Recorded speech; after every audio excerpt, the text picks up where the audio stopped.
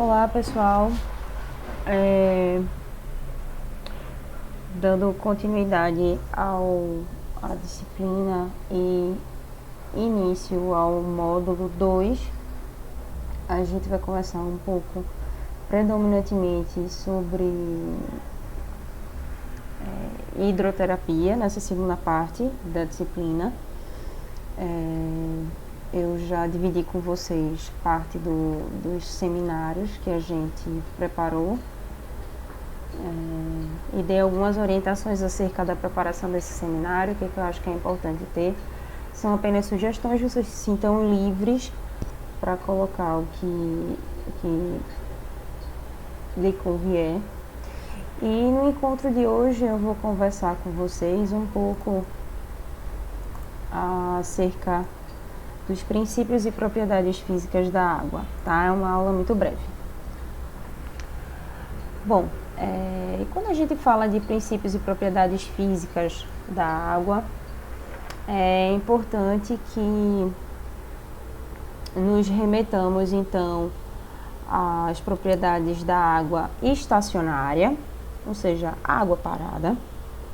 É importante que a gente pense também nas propriedades físicas da água em movimento e pensar nas propriedades de transferência de calor que elas têm, né? Então, a isso a gente dá o nome de princípios da hidrostática, como o nome já diz, hidroestática, água estacionária. Princípios da hidrodinâmica, e o nome também diz, é muito intuitivo, hidrodinâmica, movimento da água, água em movimento.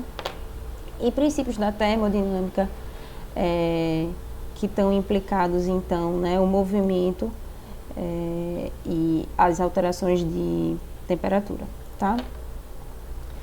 E aí eu queria começar essa conversa falando um pouco sobre massa e peso. O conceito de massa é que ela consiste na quantidade de matéria existente num corpo, e isso vocês devem lembrar. E o peso é o efeito, a gente pode dizer, né, que o conceito de peso é o efeito da gravidade atuando sobre o nosso corpo. Isto é, se a gente tivesse que expressar em fórmula, P é igual a mg, peso é igual a massa vezes gravidade. Vocês devem lembrar da aula de física. Então, por exemplo, uma pessoa que pesa 60 quilos, eu coloquei aí, considerando uma gravidade de 10 metros por centímetro quadrado, o peso desse indivíduo seria 600 newtons ou 60 kgf. Né? Então, 60 vezes 10 igual a 600 newton. Então, o que pesa mais? 1 kg de chumbo ou 1 kg de algodão? É uma pergunta que vocês já devem ter se feito. Ora, ambos vão pesar 1 kg. Só que eles vão diferir em relação a quê? Em relação ao volume que a gente encontra. O chumbo é mais compacto e o algodão vai ser uma carrada de coisa para que a gente tenha 1 kg de algodão. Concordam comigo? E aí, aqui tem essa tirinha, né? Você está muito gordo. Estou ouvindo. Quero que você perca peso, ouviu bem? Falou. E aí, aonde vai? A um planeta onde a gravidade seja menor. Então, o Garfield muito inteligente, com a sacada muito boa. O que ele quis dizer? Ele quis dizer que a massa dele não vai mudar, ele vai continuar comendo do mesmo jeito. E a forma dele pesar menos é ele ir para um lugar em que a gravidade seja diferente, seja menor. Um outro conceito importante é o conceito de densidade relativa, que é igual à gravidade específica, vocês podem também encontrar nos livros. Ora, o que é a gravidade específica, né? A gravidade específica é a relação entre a massa de um dado volume de substância e a massa do mesmo volume de água que foi deslocada. Então, uma relação entre a densidade do objeto e a densidade de água, né? Então, gravidade específica está relacionada à massa do volume dessa substância que a gente está falando e a massa de volume de água que é deslocada. Ora, então, se a gente pensa a água, né, não vai mudar em relação à sua massa. Se a gente pensa, como a gente vai determinar que um objeto ele vai afundar, vai flutuar, vai boiar, enfim. Se a gente pensa que a densidade relativa da água pura a 4 graus Celsius é 1, e a gente tem um material que tem a densidade relativa menor que 1, essa matéria vai flutuar. Densidade relativa maior que 1, ela vai afundar. E uma densidade relativa igual a 1, ela vai flutuar logo abaixo da superfície. Ela vai ficar ali naquela lâmina que a gente vê, né, na superfície da água. A densidade relativa do nosso corpo ela é aproximadamente 0,974. E a gente poderia dizer que a densidade relativa da nossa massa corporal magra é de 1,1.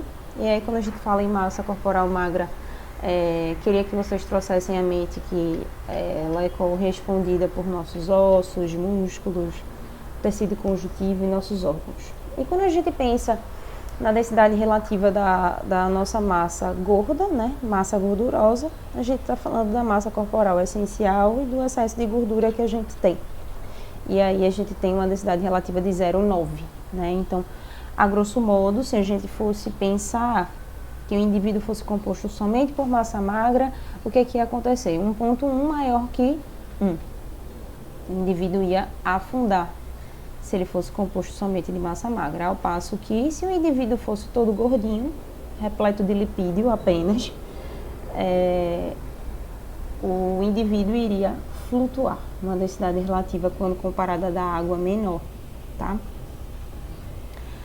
Ainda sobre a densidade relativa, é importante que a gente lembre que ela varia com o sexo, onde a densidade relativa nos homens é maior do que nas mulheres. Então, o que a gente tem? Se a densidade relativa nos homens é maior do que a das mulheres, os homens são mais ricos em massa magra, eles tendem a afundar, ao passo que as mulheres tendem a flutuar, tá? Isso também varia quando a gente compara as idades das pessoas. Então, a gente tem que a densidade relativa dos adultos é maior do que a de idosos e de bebês. Logo, os adultos tendem a afundar, idosos e bebês a flutuar.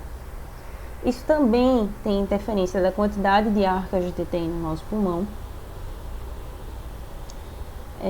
Depende, então, de nossa composição corporal. Sim, a gente viu que isso tem muita relação com a proporção que o indivíduo tem entre massa magra e massa gorda.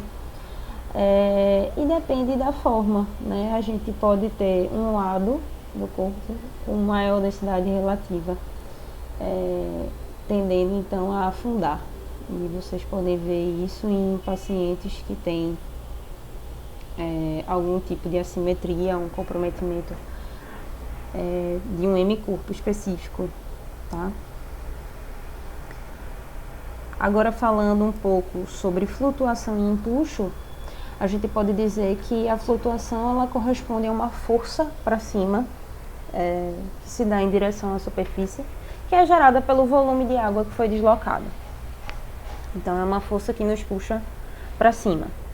É importante lembrar do princípio de Arquimedes, que diz que a força empuxo é igual ao peso do líquido que a gente desloca na piscina, se a gente quisesse calcular, então. Um conceito muito importante e que vai nos ajudar a pensar no nível da piscina em que a gente vai propor um exercício para um paciente, é a relação que se dá entre centro de gravidade e o centro de flutuação desse paciente, né? Então, a gente pode ver aí que o centro de gravidade ele corresponde ao ponto no qual a força da gravidade atua. Ele varia de acordo com a estrutura física, com a idade, com o sexo e com a forma do indivíduo. Normalmente o centro de gravidade ele se encontra interior à nossa pelve, à frente de S2, tá? Inclusive esse centro de gravidade ocasionalmente pode estar alterado por várias condições, né? Várias alterações de saúde, várias patologias que o indivíduo pode estar apresentando. Então, esse centro de gravidade é alterado. E aí, isso vai ajudar a gente a manejar em qual nível da piscina eu coloco esse meu paciente, né? Com água a nível do joelho, da coxa, do quadril, das axilas, né? Enfim, isso também depende de outras variáveis que a gente vai ver mais pra frente, da quantidade de suporte que ele precisa, tá? O centro de flutuação, ele corresponde ao ponto em que ocorre a força flutuação, que se encontra no meio do nosso tórax, na altura dos nossos pulmões. Então, percebam que o centro de flutuação, ele está acima do nosso centro gravitacional, do nosso centro de gravidade, tá? Então, quando a gente tem centro de gravidade e centro de flutuação alinhados verticalmente, a gente diz que está em equilíbrio estático. Quando o centro de gravidade e de flutuação não estão alinhados, o corpo do indivíduo vai girar, como a gente consegue ver nessa imagem, né? Então, aqui a gente vê o indivíduo deitado, né, na piscina, a gente vê o centro de gravidade deslocado, verticalmente alinhado com o centro de flutuação. Então, aqui está atuando a força que nos puxa para cima, a empuxo, e a força-peso gravitacional nos puxando para baixo. E a gente vê que o indivíduo está então parado.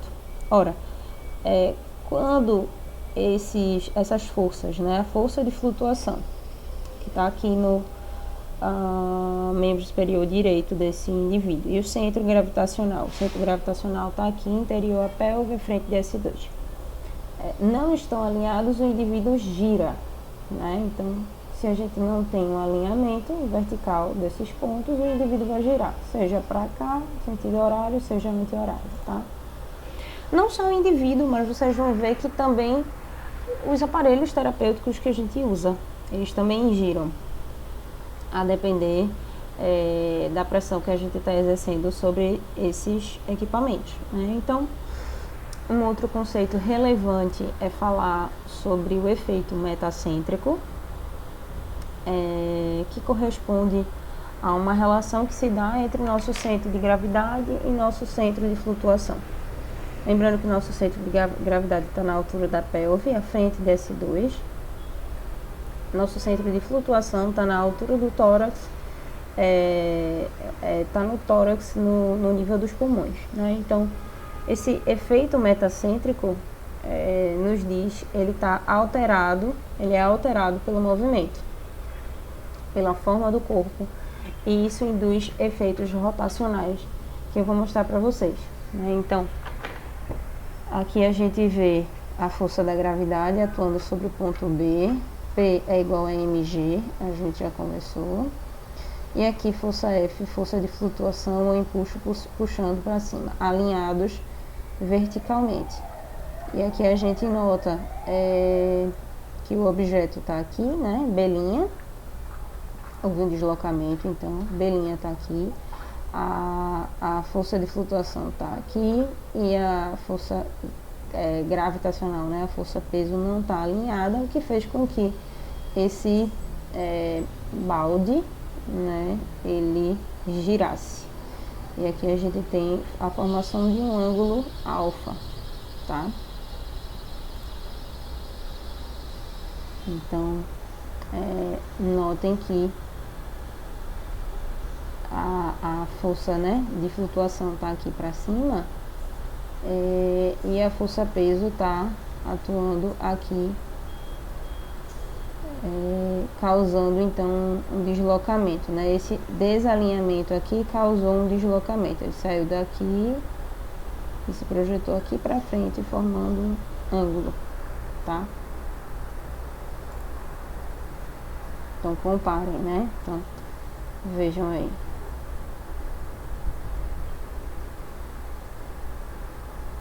Tá?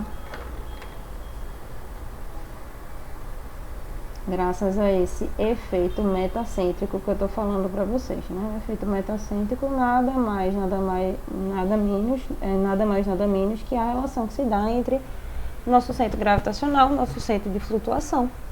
Quando ocorre um desalinhamento, ocorre então o que a gente chama de efeito metacêntrico, que vai deslocar esse objeto, formando inclusive essa angulação que vocês estão vendo.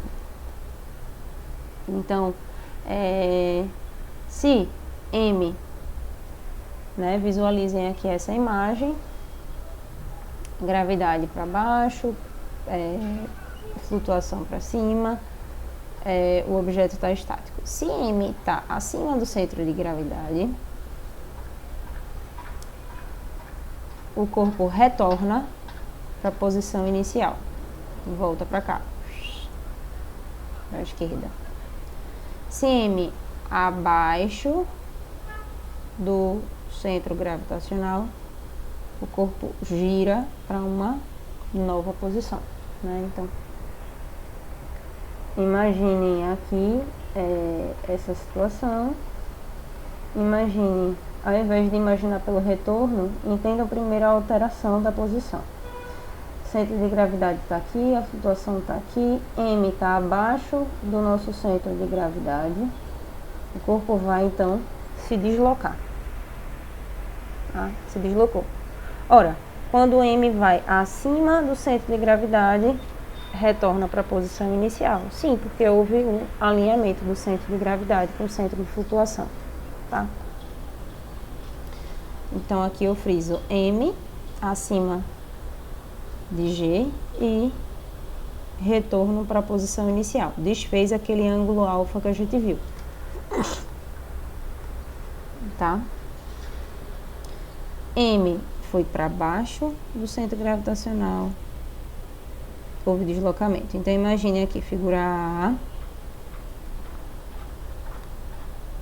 M vai para baixo do centro gravitacional, deslocamento. M vai para cima do centro gravitacional, retorno para a posição inicial. E alinhamento então do centro de gravidade e de flutuação.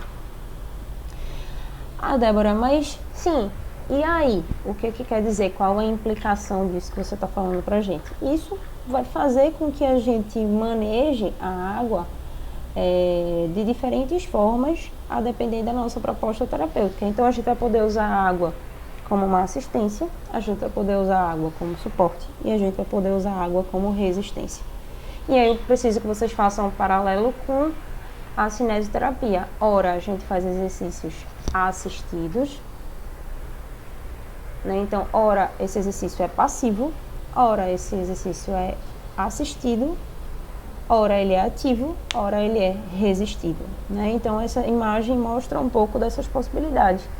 Aqui, essa paciente, né, tá com um halter na mão, um flutuador, que literalmente parece um halter. Ela parece estar trabalhando aqui a adução e a abdução. Ela aduz o membro, né? Então, quando ela está fazendo a adução, ela está fazendo um exercício resistido. E aqui ela está voltando. Quando ela está voltando, a água está funcionando como assistência para ela. A água está ajudando. O efeito flutuação está ajudando ela. O que mais? Bom,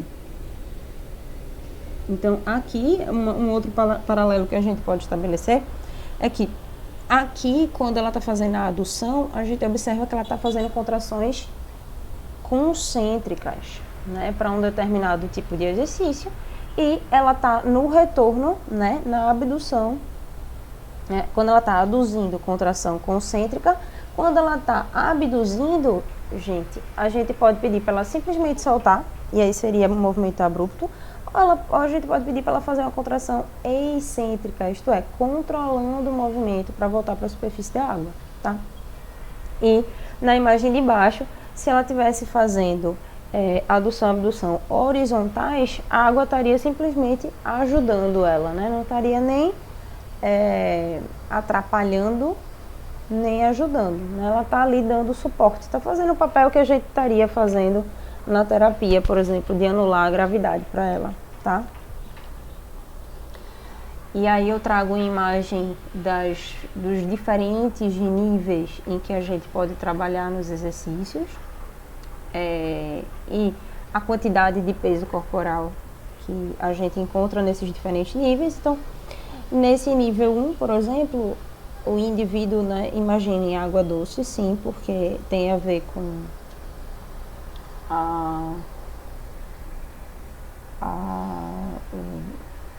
as substâncias que podem ser adicionadas na água, né, isso muda a densidade dela. Então, nesse nível 1, a gente pode dizer que a gente vai ter 20% do peso real do indivíduo apenas atuando. Na altura do mamilo, a gente tem 40% do peso. Na altura do abdômen ou do umbigo, 60%. Na altura das espinhas ilíacas, 70%. No meio da coxa, no ventre, né, pensando em quadríceps, no ventre desse músculo, 90%.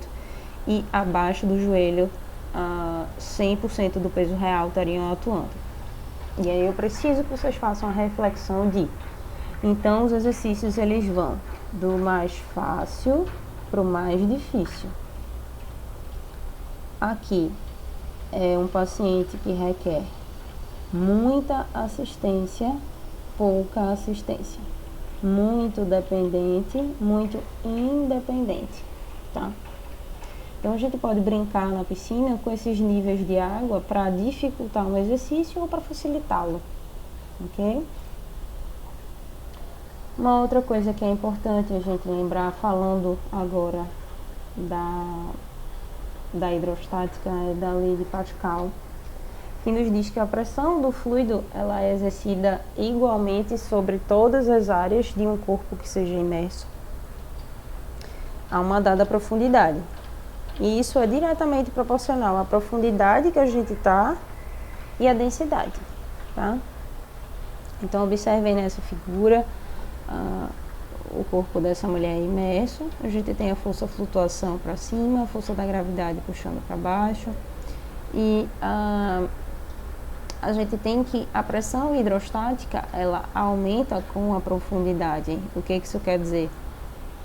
Que a pressão hidrostática vai ter atuações diferentes em cada segmento corporal dessa paciente.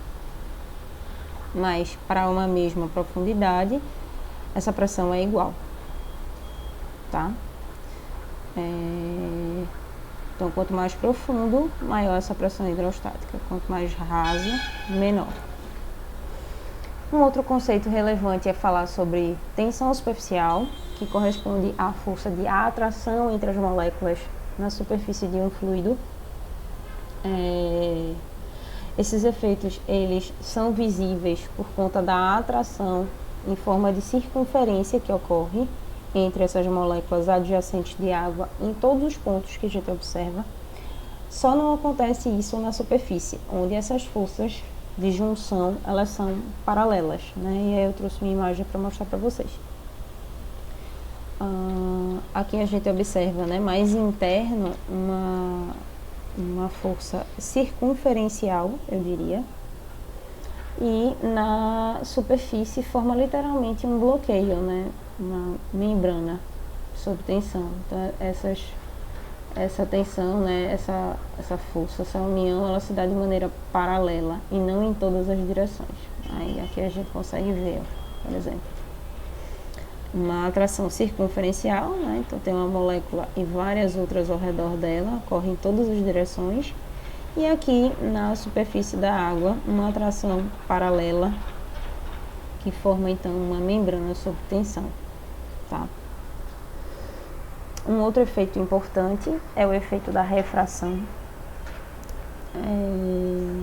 que a gente diz que quando uma luz ela passa de um meio para o outro, ela vai encontrar uma camada que a gente pode chamar de fronteiriça, os livros chamam dessa maneira, e geralmente ela vai passar por alterações quando ela muda de um meio para o outro, né? Então, parte dessa luz incidente é refletida nessa camada E a porção que vai passar para o outro meio, ela vai mudar de direção. A gente tem uma imagem, né? Então,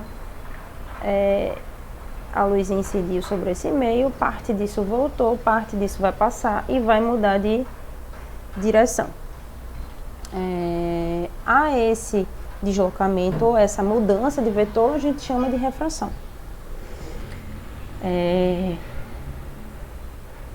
Então, quando a gente fala das propriedades ainda de refração, né? Quando a gente fala das propriedades específicas do material, a gente tem que levar em consideração a velocidade da luz neste material, é um aspecto, e o ângulo que vai ser formado quando esse raio luminoso incidir, tá? Um outro aspecto que a gente não pode esquecer de falar, uma outra propriedade, né, é o calor específico. O calor específico ele corresponde a uma energia que fica guardada sob forma de calor. A unidade de medida disso é a caloria. Uma caloria é a quantidade de calor utilizada para se elevar a temperatura de 1 grama de água em 1 grau Celsius, né? E a gente sabe que um corpo que está imerso em massa de água, ele vai formar, por assim dizer, um sistema dinâmico. E o que isso quer dizer?